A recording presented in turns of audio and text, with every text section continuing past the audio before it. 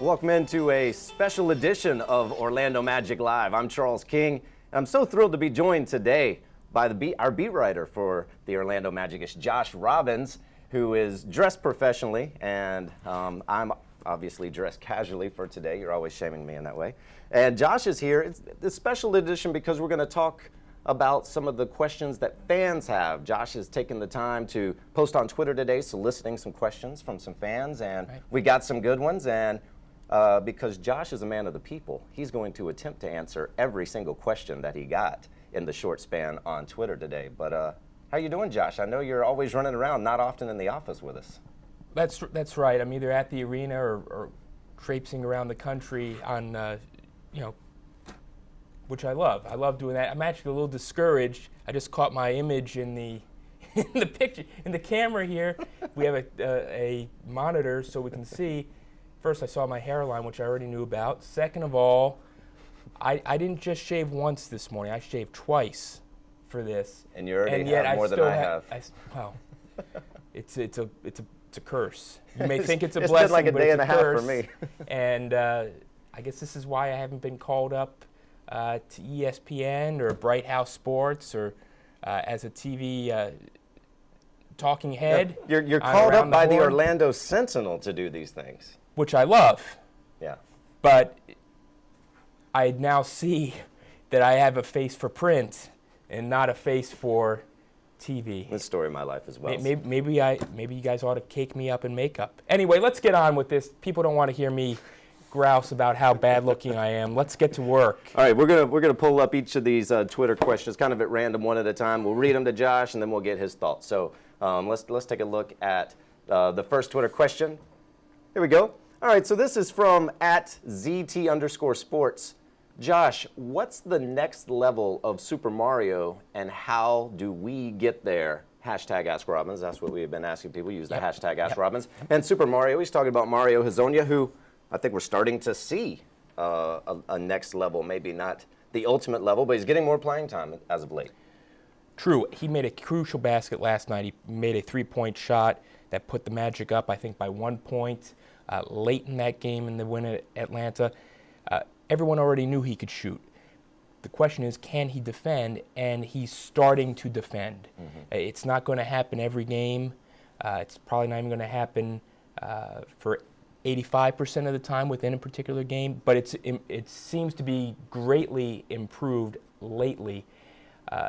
That's a very encouraging sign for the Magic because you can make the argument that of all the young players on this roster, he is the person who has the most all-star potential. That is intended as a compliment.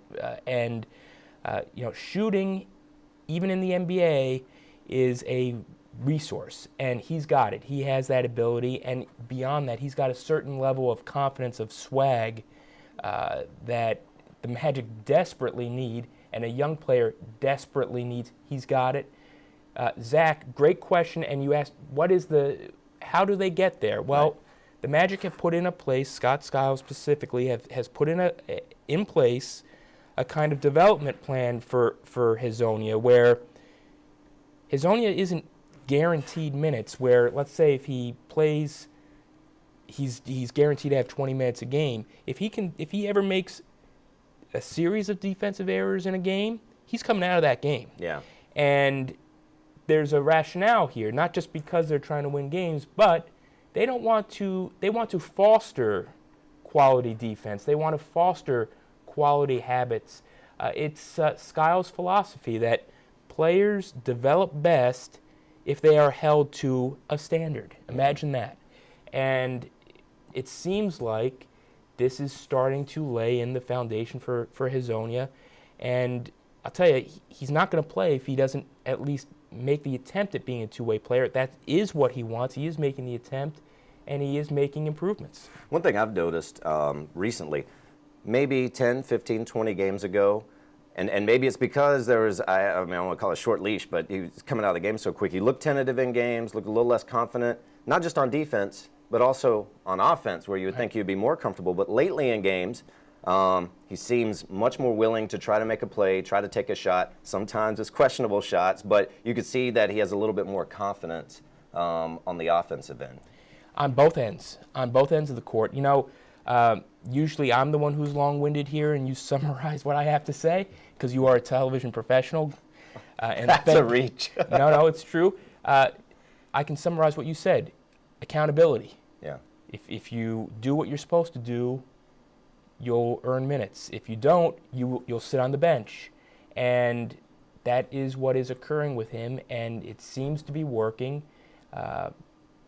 His confidence has increased on both ends of the court. You know, if he can become even an average defensive player this year, then he's going to see a lot of time because he can shoot. He can make a shot, which the Magic need. The Magic need an outside shooting. Yeah. Yeah. I think that was a great question to start with because I think so many Zach. fans are very interested in Mario Hezonja, the rookie, clearly. But let's move on. We got a lot of questions to get to, so let's go to our next Twitter question. And this one is from @MMA_Mexican. It says, Josh, do you think Orlando will make any changes before the trade deadline? If there's any other question that's as popular as Mario Hezonja's future, it's what are the Magic going to do in the next 9 or 10 days before the trade deadline? So what do you think? Do you think they're going to do something? Well, I think I'm thankful that I wore my glasses so I could see Michael's avatar there. It looks like I don't even know what to describe it, and I'm supposed to be a wordsmith. It's an interesting one. What is that? He has like the straight out of Compton graphic, right over his face. Oh, okay. So That's pretty cool. It makes it look like a mask almost. Michael, mad props to you. Good work. The question, well, yes, I do think the Magic will make a deal before the trade deadline. Look, they are 2-0 in their last 2 games, but let's keep some context here. This is a team that until Sunday was fading out, and fading out very badly. 15 losses in 17 games. That's a severe drop-off, and almost an inexplicable drop-off. Are they going to mortgage the future for a short-term gain? No. But I'm not convinced they have to mortgage the future for a short-term gain. You know, I understand why fans are very disappointed, and they should be. The quality of play this calendar year has been awful. It's been bad. Yes, a few games could have gone the other way. The Oklahoma City game, example number one. But there have also been a whole bunch of stinkers in there. Mm-hmm. And however, this team is different from where it was when it went through the Dwightmare. That time, they had really only 1, maybe 2 or 3 tradable assets. Now they may have 6 or 7. And so if they can do that, they have those. I'm sorry, I lost my train of thought here because my beloved sports editor just put a can of Barbasol and a fresh razor, and I'm not going to shave on air. That would be dangerous to me. Physically, it's just an option. But the point is well proven. I don't need to just shave twice. I need to shave 3 or 4 or 5 times. By 2 p.m. By 2 or 2 p.m. Free advertising. So this comedy has interrupted a very important and serious question. Are the Magic going to make a trade? I suspect they will. They have a lot of very important needs on this team. The most important need is a veteran who isn't just a veteran. They have several veterans now. They need a veteran who is in the prime of his career. It can actually be a difference maker. They need, in addition to needing two-way players, they need guys who can make shots. Yeah. And so if they can make a deal that would improve the roster in the short term and give the young players additional direction, I suspect they do that. I don't think they'll mortgage the future, but I don't think they have to. It might not be a home run. No, it might be just a simple move for a guy who's in the rotation potentially, and that could be the best thing at this point. Yes, and it could be just as simple as having a guy in his late 20s who has played 400 NBA games who can actually make a shot going down the stretch. Maybe they also need a rim protector. Can they get in a player who can complement Nick Vucevic well? I suspect they will make a move. Okay. Yeah. Let's go to the next question. We have a lot, so we want to move through them here. Coming up next, we have @UK Magic Fan, and it says, Josh, a lot of trade talk surrounding Fry and Harris. but what players do you think we are interested in? So it's just kind of a part B to the last question. This is a little bit more specific, mentioning Harris and Fry. And then another question here by @AlanNichols15. What young player can the Magic afford to lose at the trade deadline? Let's take these two separately. Right. I think there's a lot of talk about Fry because maybe he hasn't lived up to some expectations, but he is what he is. He's a stretch four, not a great player on the defensive end, but a guy that's going to shoot it at 40% from three. So I think there's a belief that the more the league goes to this small ball and stretch four, that there's a place for Fry on a number of different teams around the league, even if he's not fitting in with the Magic perfectly.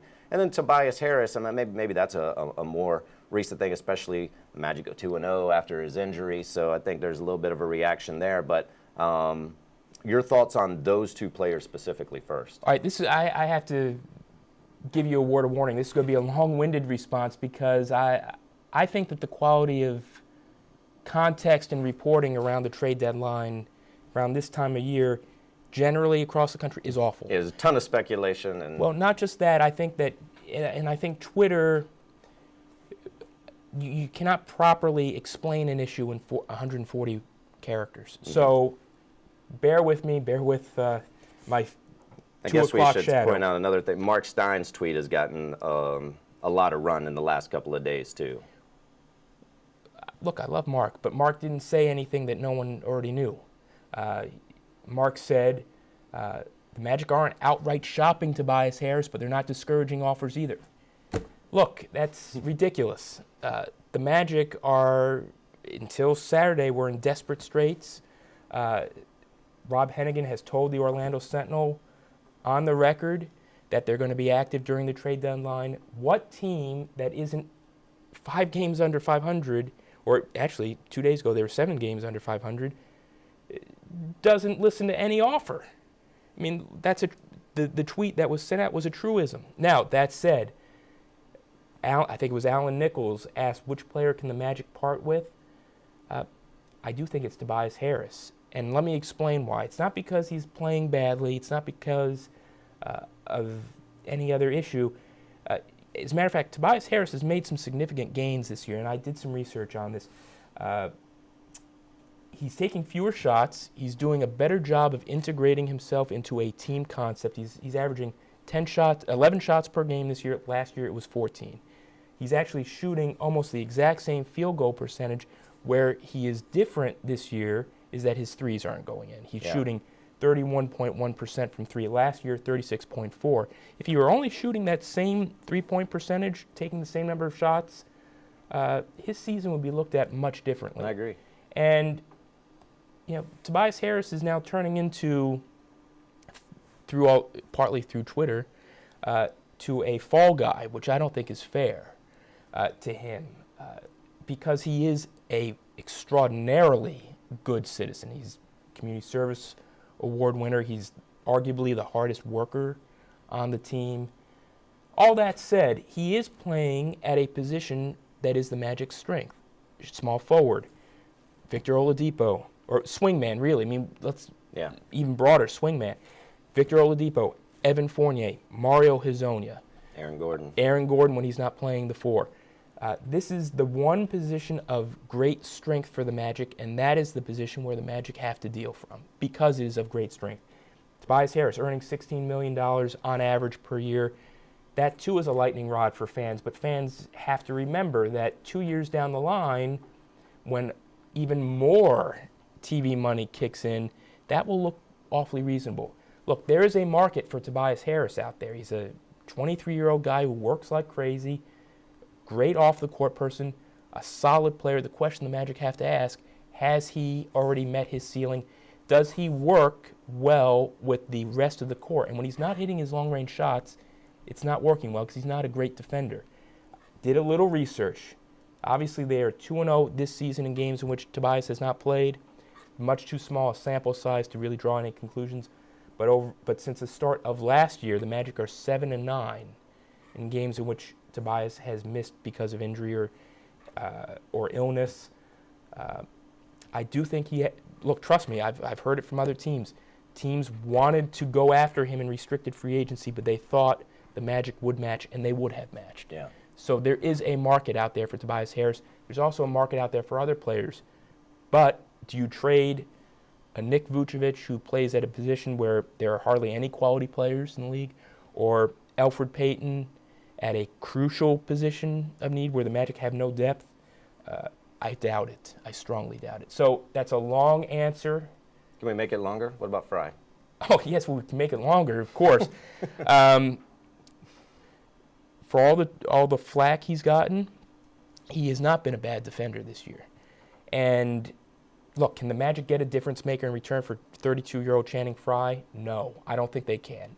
Can they cut some salary to create some more room this upcoming offseason? Yes. There is a market for Channing Frye too. As you mentioned, on contenders, especially contenders that already have a rim protector. This is speculation, okay? I'm not claiming to have any reportage on this. Why wouldn't a team like the LA Clippers want Channing Frye? They've got a DeAndre Jordan who can protect the rim, who can rebound. They've lost Blake Griffin for at least another 4 weeks. Channing Frye helps the team with its spacing. He's already helping the Magic with their spacing. There is a value for him. Just don't expect, if you're a Magic fan, to get a tremendous amount of return. Right. All right, moving on. Next question. We've got a couple more here, so we want to try to cycle through them as quick as possible. Allow me to. It's a little too much for me to talk with. I think I'm out of breath. All right, next question. Here we go. This is from you can see it on the screen. You read for yourself. I can't say that. Josh, where the hell is CJ? And he's talking about CJ Watson. I think this is a question that a lot of Magic fans would love to have answered.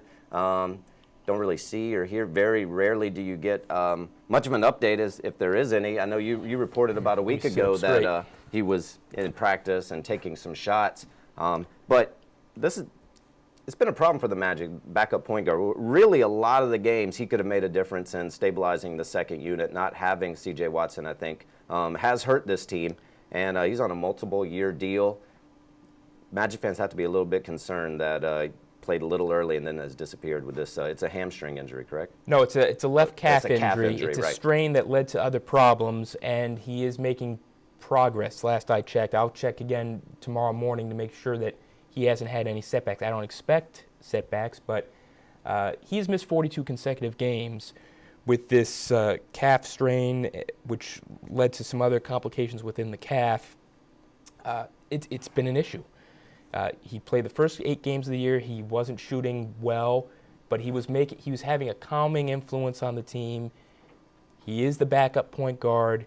Without him, the Magic have struggled at times. Shabazz Napier has struggled a lot over the last 40 games, and they need C.J. Watson back. They expected him to be a solid player, and they miss him. Can you answer the question? I mean, yes. Whether or not he's going to come back this year? Are you saying I'm a presidential No, I'm not saying you're Yes. avoiding the question. I'm saying, is it possible to answer the question whether Yes. or not he'll All come right. back?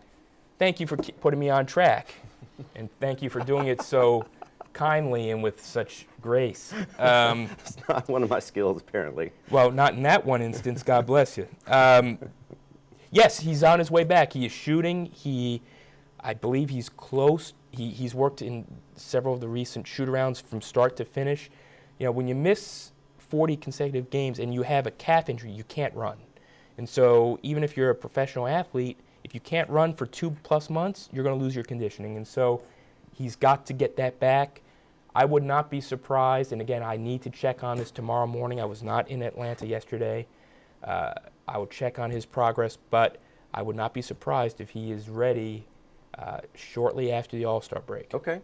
Then I know there was some concern for some and period I'm that smirking because of your original Josh answer the question comment, but But there was some concern that he might not return this year at all. They might shut him down. So you're saying that that's unlikely, and it's a good chance that he does get back in the second half. Well, concern from whom? From fans who see a multi-million-dollar athlete and are upset that he's missed more than double-digit I think, games. especially as they started to make that decline in January, maybe a thought, no need to rush him back if they completely fall out of the playoff race as well. No, this is not. No, I expect him back to play, and if he doesn't, it means, unfortunately for him, and no one wants to see anyone injured, that he would have had a setback. Last I heard, he's making progress. Okay, well, there you go. There's an answer for that. All right, moving on. Josh is full of answers. Everyone's getting educated today. Let's move on to... Or maybe not. Maybe the quality of my answers... I think the quality answers have been outstanding so far. All right, here we go. Reckless Cognition, @RCognition says, has the emergence of AG, it's Aaron Gordon, and Mario Hezonja been a product of injury, off-court work, or on-court success, or, you know, perhaps a combination of those things, Josh? Well, I think it's primarily opportunity, but opportunity that has been earned.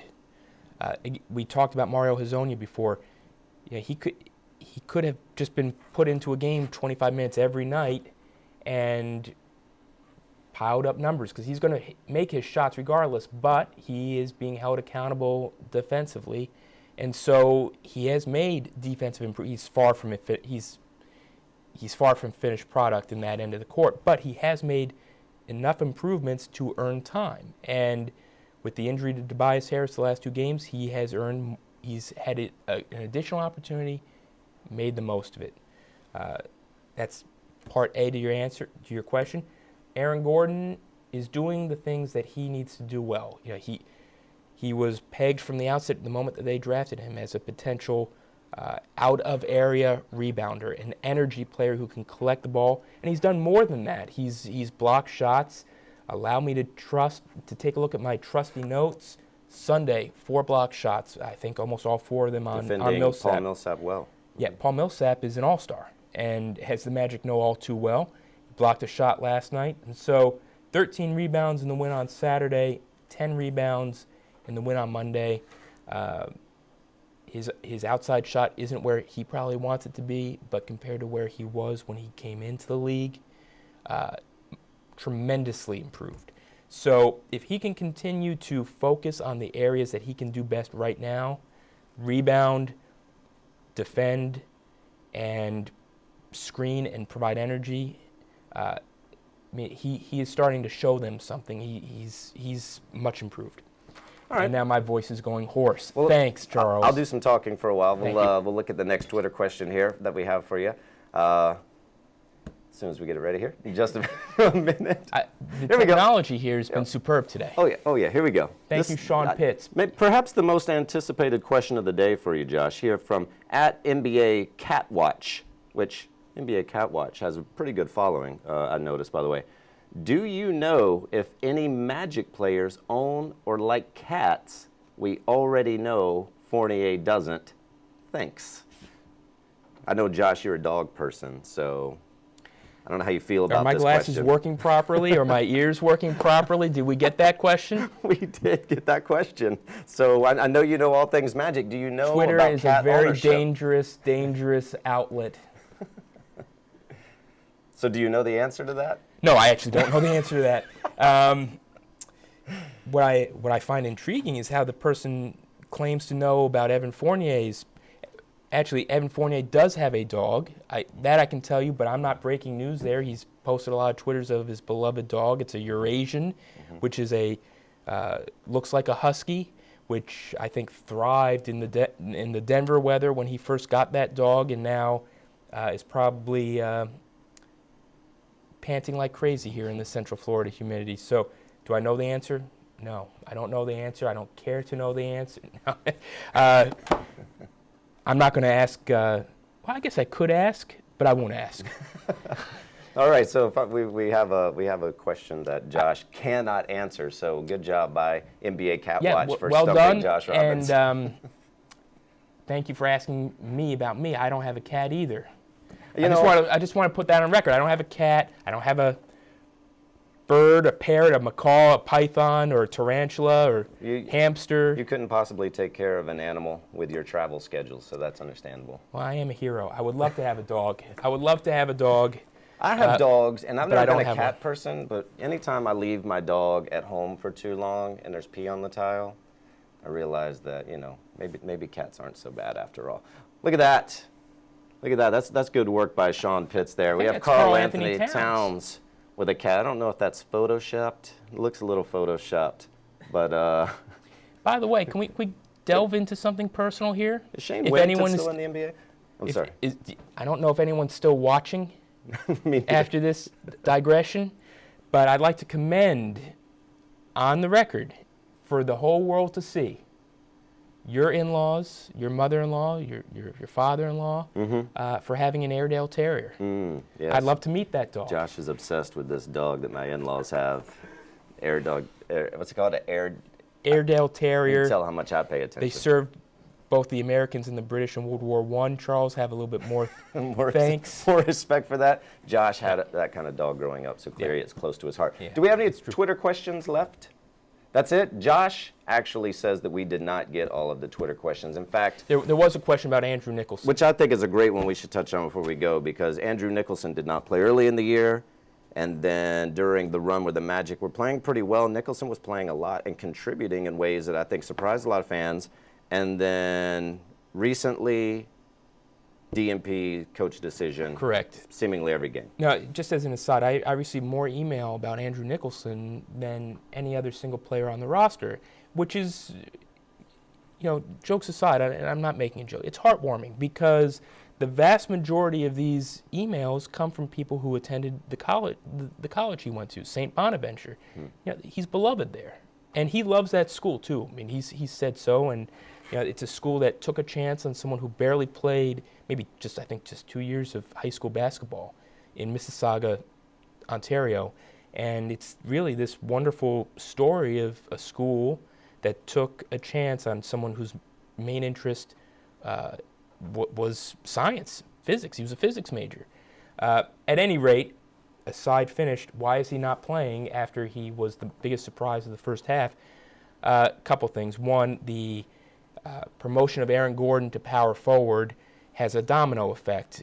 You're still going to play Channing Frye. You're going to occasionally play Dwayne Dedman, often at the center position, but sometimes at power forward.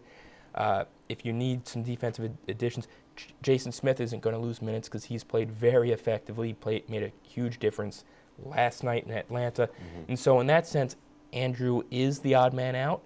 And then secondly, as Scott Skiles has said when I've asked him about it, Andrew Nicholson's play has fallen off a little, or had fallen off lately. And so this is a product of that as well.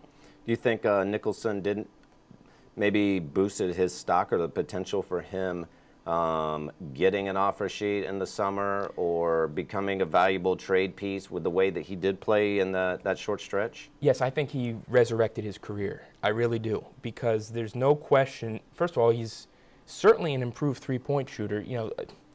What do I know? A year ago at this time, I was saying Andrew Nicholson needs to go away from the three-point line to save his career. It turned out that 6 months later, at the start of this season, he was able to do both, score in the low post and from three, and make a difference doing it. And that's rare. Well, there's not a ton of players that are effective with their back to the basket deep in the post that can also shoot it in the mid-30s, upper 30s from three-point range like he did in that stretch. Well, without question, he is the Magic's best post-up player. He's got the best moves on the team there. And I think he has saved his career and or certainly enhanced it, resurrected it, and I think he'll gain some interest when he reaches free agency this summer. This was fun. We should do it again. Yeah. Get some questions from the fans maybe after the All-Star break. Before we go there. There was a smart aleck who asked where I was last night. Well, I can't cover every game. Someone noticed that you weren't at a game? Dante Marcatelli, oh, okay. who he would notice. Well, yes, he would notice. Yes, he did ask that. Oh, there it is. Shawn Pitts, who is ably manning our technology. Yes, he answered the question, and so Magic insider Brian Schmitz filled in for you in Atlanta. Yeah, thank you. And Brian actually will be covering several of the next road games as well. I know everyone thinks so highly of me and that I'm like a Superman of endurance, all that stuff. Yeah. And but hey, I am human. I have a little slight cold. If I were you, I would disinfect yourself, Charles. Tell me that now. And so this is just the way the schedule worked out. So Dante, thank you for prying. And you're going to Toronto? Actually, I am going to Toronto. And Aaron Gordon will be in the dunk contest? That's true. So Aaron Gordon will be in the dunk contest Saturday night. Alfred Payton, Mario Hezonja will be in the rookie-sophomore game USA Friday night. versus the world, or Correct, which really isn't a competitive game at all. Let's be honest here. Let's talk plainly. The game itself is nothing more than a very glorified exhibition, but it is an honor to be selected for them, and it merits coverage. So let's recap the day. Josh believes that there probably will be some move in the next 9 or 10 days before the trade deadline. We should expect to see a little bit more Mario Hezonja as he continues to improve defensively. As long as he continues to improve defensively, you can't keep him off the floor the way he can shoot. And Josh has no idea about cat ownership amongst Magic players, in summary. May I keep that can of shaving cream? And Josh needs to shave more frequently. Apparently multiple times a day. Thanks for watching the special edition of Orlando Magic Live. So thrilled to have Josh Robbins here. You're the best. We're going to have our regularly scheduled Orlando Magic Live on Thursday at 1 p.m. Brian Schmitz will be here. We'll be recapping the game against the San Antonio Spurs, which is Wednesday night, and previewing the All-Star game and talk about some stuff from around the league. So for Josh, I'm Charles. Thanks for watching.